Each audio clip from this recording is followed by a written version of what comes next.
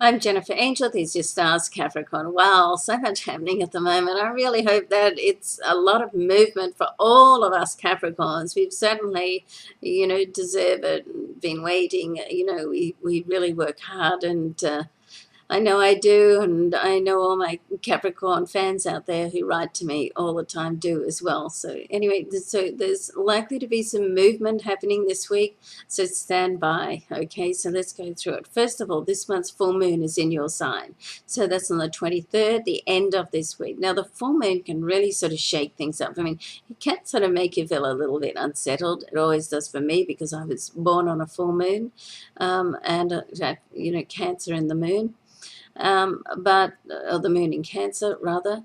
But it also gives you an opportunity to look at things a little bit differently, and it gives you an opportunity to gain closure on anything that's not been working well in your life. Sometimes it's just time to sort of close the door and move on for no other reason, from people, things, or situations, or even attitudes that you have for no other reason than you're growing and evolving, and that's what happens. Okay, now when we have a look right opposite you, the sign right opposite you in the zodiac is Cancer, and in Cancer is Venus, the planet of love and money, and Mercury, a planet of communication and commerce, and those two are going to be conjunct as well. Conjuncts mean that this week, same degree in the same sign. Okay, so it's like a fusion of energy together. Now, the sun is going to transit into this area on the 21st as well. So right there, all around relationships, it's like it can come together. Now, this is relationships on all areas, but it's also love relationships, okay? So don't get too tied up with a business that you can't allow yourself to go out and have a nice social time.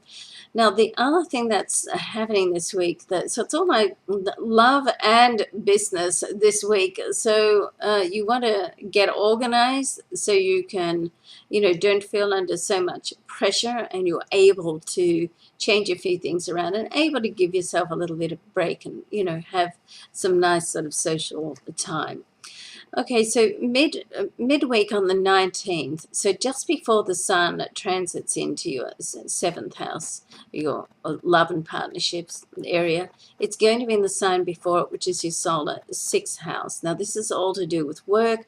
It's also very much to do with your well-being and looking after yourself too, which means don't burn the candle at both ends.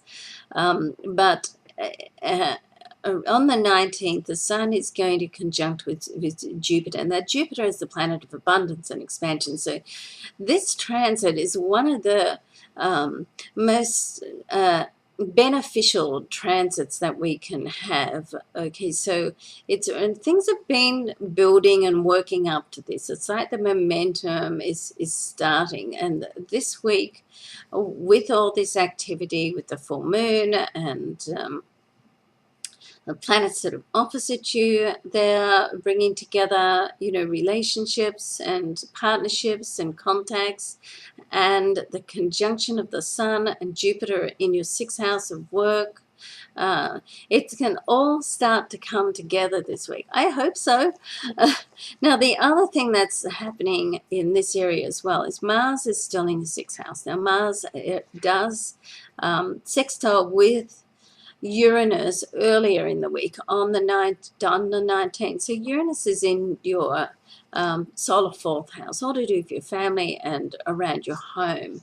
So could be some things that are happening that are combined with your home and your work area. Okay, so it's a sextile, so it's like an opportunity, but Mars and Uranus are both sort of pretty heavy-duty planets, so if things aren't working well for you, then, there could be an opportunity to change things. If they are working well for you, then it's an opportunity to make them better, but don't make any rash decisions, because both of these planets, Mars can have you sort of motivated just to, make decisions without thinking them through, and Uranus can just like bring up opportunities that are just out of the blue. So you want to make sure that you don't get,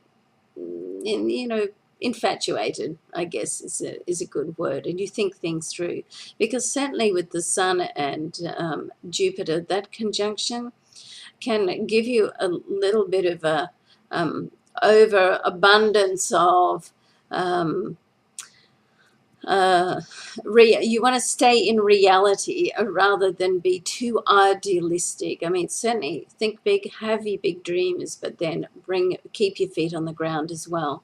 Now, with the Uranus and not Uranus, I'm sorry, with the Sun and Jupiter, you want to also make sure that you have a positive attitude, because what Jupiter will do is it will bring to you more of what you put out and more of what you value the most. So the vibration that you put out, then Jupiter can make it, expand it. So you want to make sure that you're putting out sort of a positive vibration, okay, all the time.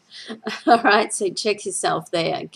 Start doing your gratitude list, and get out of that Saturnian mood and really start thinking about what it is that you want for your life. And once you make a plan, it can start to sort of come together. Okay, love and luck to you. I'm Jennifer Angel. Thanks for watching, Capricorn.